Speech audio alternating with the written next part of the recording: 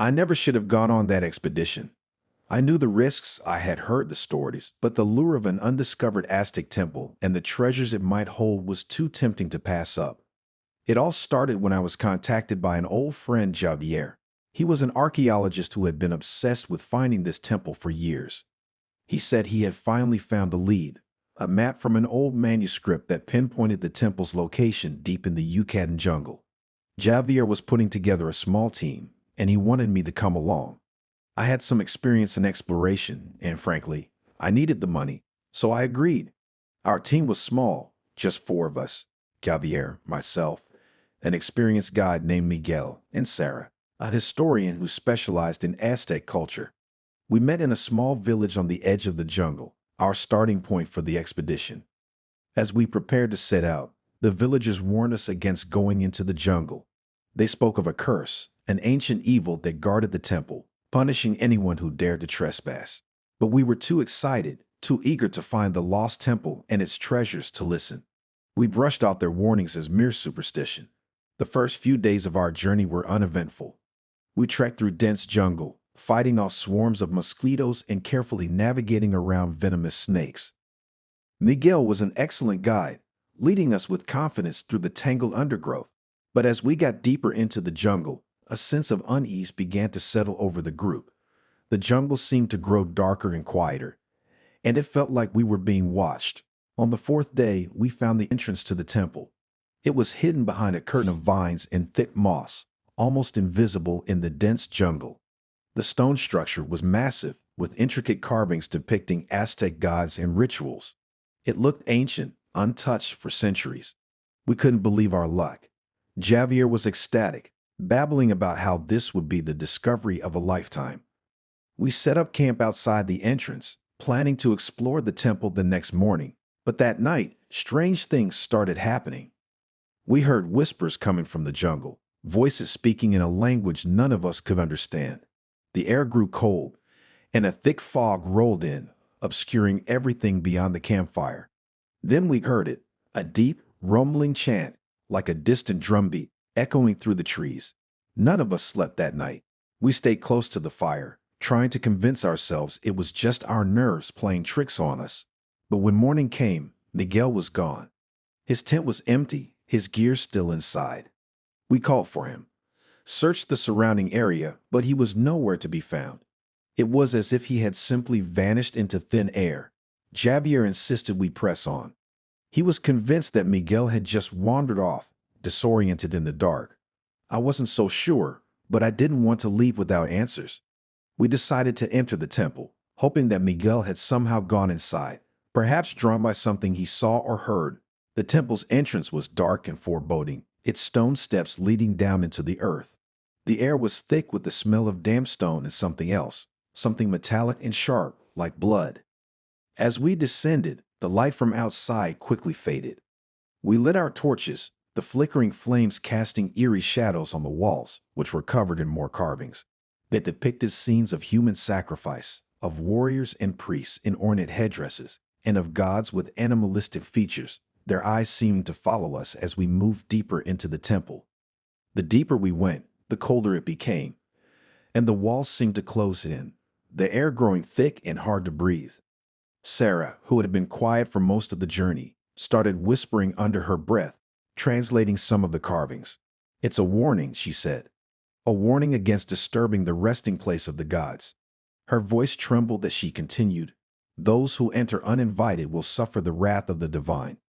We should have turned back right then, but Javier wouldn't hear it. He was determined to find whatever treasures lay hidden in the temple's depths. We continued, moving deeper into the darkness, the air growing colder with every step. Then we found the first chamber. It was a small room, the walls lined with stone altars. On each altar lay a human skeleton, the bones old and brittle, but surprisingly intact. Each skeleton had a small carved stone placed where the heart would have been. Sarah gasped. These were sacrifices. Their hearts were removed and replaced with these stones.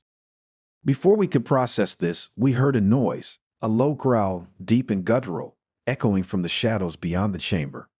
We froze, our torches flickering in the darkness. The growl grew louder, closer, and then we saw them. eyes glowing red in the darkness, watching us from the shadows. We backed away slowly, not wanting to provoke whatever was out there. But as we did, the growling intensified, and the eyes began to move closer. Suddenly, one of the creatures stepped into the light of our torches.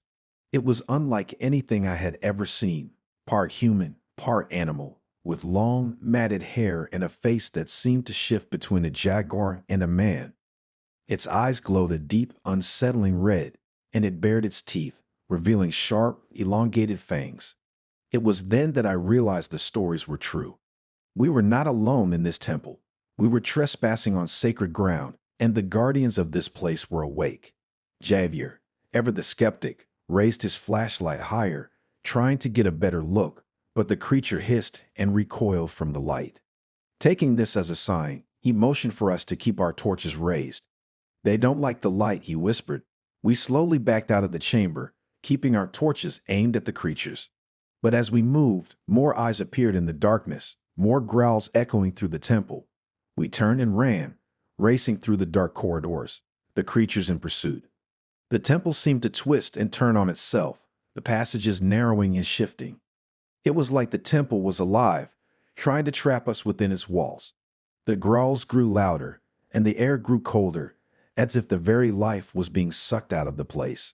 Finally, we saw a faint light ahead, the exit. We ran towards it with everything we had, the creatures right behind us. As we burst out of the temple into the light of day, the creatures stopped, retreating back into the darkness with a final chilling hiss. We didn't stop running until we were far from the temple, the jungle silent and oppressive around us. We eventually made it back to the village, exhausted and terrified. We tried to explain what happened, but no one believed us. They just shook their heads and muttered about the curse. Javier wanted to go back, to find Miguel and recover the treasures he was sure were there, but Sarah and I refused. We had seen enough. I left the village the next day, but I couldn't shake the feeling of being watched, of something following me. The nightmares started as soon as I got home, dreams of glowing red eyes, of cold stone walls closing in around me, and of that deep, guttural growl. I tried to forget, to move on with my life, but the curse of the temple had followed me. A few weeks after returning, I got a call from Sarah. She sounded frantic, terrified. She said she had seen one of the creatures outside her house, lurking in the shadows.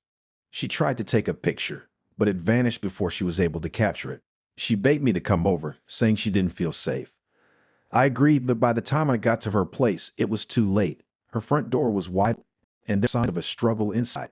Furniture overturned, papers scattered everywhere.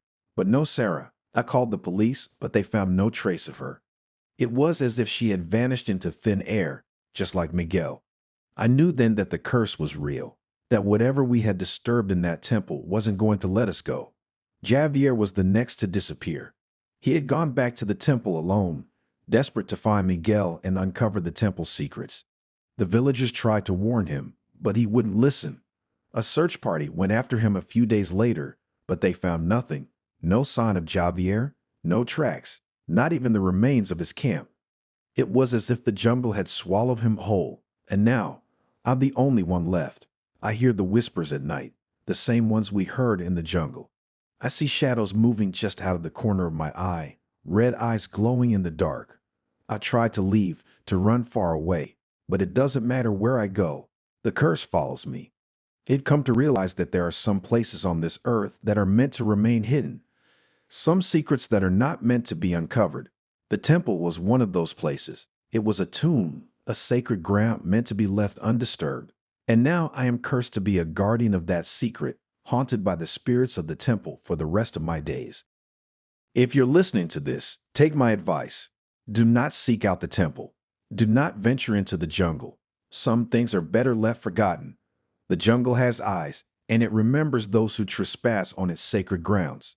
And if you ever hear whispers in the dark or see glowing red eyes watching you from the shadows, run. Run and don't look back.